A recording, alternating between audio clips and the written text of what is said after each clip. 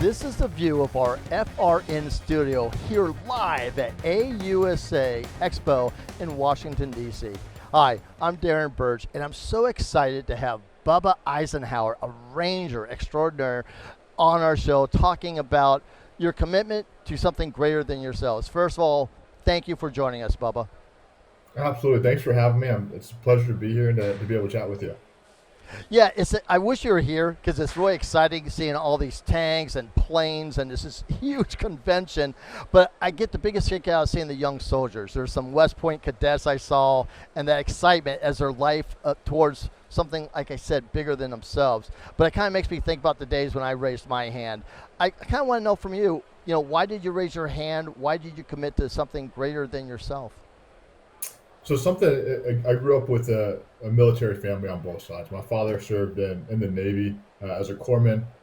Both my grandfathers, uncles, and just family that I was surrounded with growing up. So it was something that I was exposed to and always had or felt a calling to do. So I did it a little bit later than most. I didn't do it when I was 18. I went to college and then went after that. But it was something that I was always committed to do and wanted to be a part of my life. And when you became a Ranger, was that something that you wanted to do, or is that something that you fell into? Talk a little bit about that Ranger mindset. From my world in military intelligence, we called you guys the meat eaters. You guys were our heroes. So talk a little bit about that. Well, I think, one, so you need good intel to do anything. So I'll give you that. It is, everybody's crucial. But for me personally, I always wanted to go into a special operations unit. That was something prior, like, again, I will say I have a lot of Navy in my family. So initially I was spending time training to go to BUDS. I wanted a BUDS contract. I wanted to go do Navy SEAL stuff. And just because of my background and different things that I experienced in life, I started looking at the Army as well, and was looking at both Ranger Regiment and then Green Berets and what I wanted to enlist to do. And so I will say I also did not want to become an officer. I wanted to enlist first, so I was pursuing those things through just, again, surgeries and my background and things that I've been through. Officer seemed like the better route to be able to go to a special operations unit, and so that's the path that I took. But the more I learned, the more I fell in love with what Rangers do and who they are, and so that was something that I was drawn to through kind of educating and being enveloped and meeting different people. I realized that that's the unit that I wanted to go with, and was blessed to be a part of it. Yeah, tell me about, as a platoon leader, what were some of your deployments? If you could give us a sense of, what life was like when, you're in the as a Ranger. So for officers within Ranger Regiment, you do time conventionally, and then you go back and forth from the conventional Army into Ranger Regiment. So conventionally, I deployed to Iraq and Syria, and then with Ranger Regiment, I deployed to Afghanistan. So those two deployments were completely different. Within Ranger Regiment, those deployments were much more up tempo and pretty heavy. There's constant work to do. And then on the conventional side, a lot of what infantrymen were doing towards the end was occupying territory, securing areas, responding to things, and so it was a much different mission set depending on who I was with and where I was at. I was looking at a stat that just really hit home with me because it incorporated 9/11. It was from September 11th, 2001 to September 11th, 2021, 7,057 deaths attributed to in line of duty, in combat. But as sad as that is, as tragic as that is, in a 20-year period, we had 30,177 suicides. That just breaks my heart. And we've had experts on the show talking, clinical psychologists talking about, there's nothing breaking the curve because, the job is inherently dangerous. We see the trauma. We see things that, the human spirit, psyche shouldn't see, but we do. Talk about that aspect in terms of your leadership and watching for the troops. And I always talk about, when I was a sergeant, I always talk about the chevron was to keep the crap off your troops. What did you do as a leader to kind of help them, because, you're seeing action? I think so. I've had in my current role with Axon, I've been able to talk about mental health a ton, and so I've been able to reflect more on it. But I think within my time in this service, my job was to create camaraderie and to let them like to help build trust. So whatever I could do to build trust between myself and my men, and with them within each other and their own teams, their squads, the platoon as a whole, the company, that was the most beneficial thing. Because I think that in those moments, it doesn't necessarily hit people. It's the after effects. It's when you get home, when people treat you differently, when you're exposed to a different way of life that's uncomfortable. I think that can feel very isolating and help people or contribute to people feeling very alone and like they don't have a way out. I also do think that a lot of times we say that it's one thing for everybody, and everybody responds differently to situations. I know people who something that some people would feel is so minor affected them, and they've done traumatic things and been exposed to traumatic things, and it's something that happens in everyday life that is their sticking point.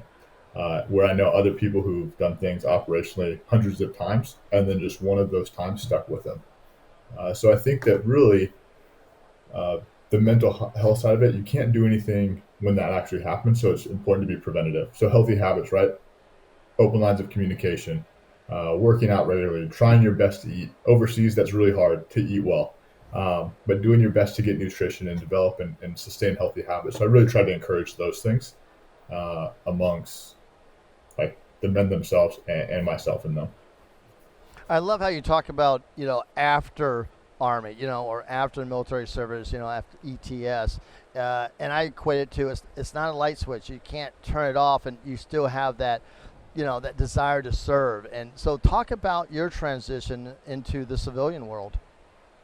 Absolutely. So I loved what I was doing in the military. Just life events kind of led me to start looking outside.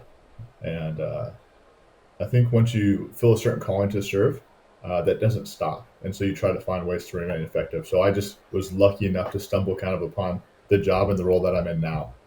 So what I do now is I manage a program that Axon does that's called Axon Aid.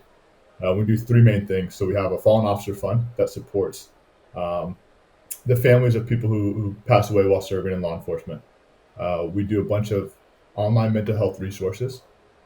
Really are trying to be very involved in the wellness area as a whole, which has been great for me to both self-reflect, but be involved in a community that's really trying to address issues that we see both within the veteran and first responder community in high numbers. And then the last thing we do is we have an emergency response drone team. So this team takes drones out to natural disasters, critical incidents, search and rescue missions, and does a lot just to try to find ways to give back. And Axon does this at no cost. So it's Wow. for me, it just aligned with who I was as a person, where I really wanted to give back and find ways to contribute to people's lives for genuine reasons, not for fundraising or not because I'm getting paid to, but just literally to provide great resources. I love that. That's truly amazing. And I had a feeling I knew a little bit about that because I heard you were in Florida, just and that maybe you're still in Florida, dealing with Hurricane Ian. And I mean, we all saw it kind of unfolding. Everyone's watching Weather Channel, but you're doing something about it. Can you talk about your experience there, please? Yeah, no. So we are back home, um, but initially preemptively we have a lot of people who we try to communicate with, and then we have a lot of employees at Axon that have either customer POCs or people that they know that we try to get ahead of natural disasters. And so we were communicating with people throughout Florida before the hurricane actually hit, and then it actually hit in a different area. So those things changed very quickly. So we were as a team pre-positioned to go in and help right away in the aftermath. And what we primarily did is we worked with an agency, so Venice Police Department, which is just north of Fort Myer, Florida, and we're able to in about 2 days do 37 site damage assessments for them. So it was no small task. I had an awesome team with me, where they were working as hard as they could, just sun up to sundown, um, and covering just mass amounts of areas, so that this agency could allocate their resources appropriately. So it's just getting them information as fast as possible, so they can accurately and like strategically plan how to help their community. Was there one particular scenario or situation, or even just your general, thoughts that kind of hit home on how rewarding it is what you're doing? You're helping. You're making a difference. Was there one particular story that comes to mind that really kind of, illustrates how important this program is that Axon provides? With the drone team specifically, I think that the people were so supportive. We kept running into people who were walking around or in their neighborhoods or at the beach, and they were just like, "Wow, that's really cool that you guys are doing that. Thanks for helping us out." And they really saw it for just what it was, and they're just like, "Hey, we appreciate you guys. Thanks for coming out and helping us." And we're real positive. So that was something that was very interesting to see how positive people were and how much they were going out of their way just to interact with each other and be thankful. So not so much with me, but watching them interact with each other. Or we're driving through, destroyed neighborhoods, and they're waving and smiling at us as they clean up their home. And it was very humbling to see that, and it was great to see how strong people really are in those incidents. I would say more recently too, we're involved in that mental health realm, and so yesterday was World Mental Health Awareness Day. So we were able to throw an event in conjunction with some of our partners in Grand Prairie, Texas, which is just outside Dallas, and we brought together 11 different wellness resources into one event in conjunction with Axon's Roadshow, and hosted a big event there. And so 17 different agencies were able to show up and go through these booths and see these mental health and wellness resources that are available to them. They were able to talk with the people who run these organizations. They were able to see what the benefits are. And so talking to a lot of those people afterwards, they're just extremely grateful, not just for themselves, but for the people that are in their agencies that they can take this information back to. They all recognize that they want to be better. And so they're really taking this information seriously. And it was great and humbling to be a part of that event. That sounds amazing. If there was one bit of advice that you would give to a troop that has, he's no longer in service, and like you said, that feeling of isolation, feeling like you don't belong, other than now we have a crisis line, 988, and then press 1. Is there any bit of advice you would give based on maybe your own experience, but maybe now having been doing this in the road show and seeing the folks and understanding the different complexities of these, there's no, one fix, obviously, but is there any general overall advice that you would give?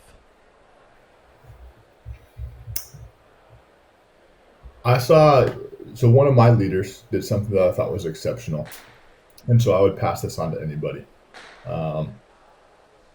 Just because you haven't struggled with it yet doesn't mean you won't. And so work now to develop healthy habits and perform better. So mental health is not just something that helps people who maybe are at a breaking point or feel suicidal. It's something that can help people's lives and productivity in every aspect of what's going on if they just take the time to talk to somebody, to refine their goals, to bounce ideas off somebody.